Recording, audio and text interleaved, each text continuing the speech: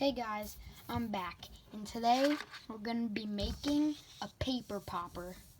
So if you don't know what a paper popper is, it's just a piece of paper folded up that makes a pretty loud popping noise. So, starting here, take one end of your paper and fold it all the way until there's still a little space here, like that.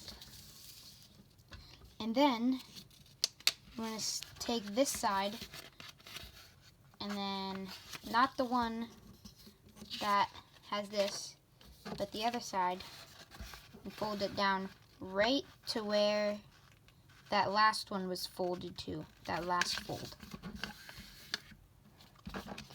And then you have this. So next what you want to do is flip it over where there's not, this is all one piece of paper.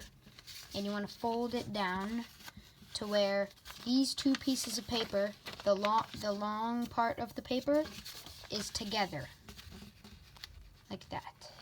There's not paper inside here. So make sure the long parts of the paper are together.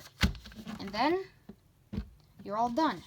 So just take this, go like this, pull this part out, grab the little corner down here until there's just a little bit sticking out over there, and then you're gonna want to go like that, like really hard, so the air catches in here, and then it pops open and makes a popping noise like this. So that was a pretty loud popping noise, and then it's gonna end up like this. And to reset it, just open it back up, fold this over, and then fold it over again, and then you're back. And you're going to take that part, pull it down. So that's how you make a paper popper.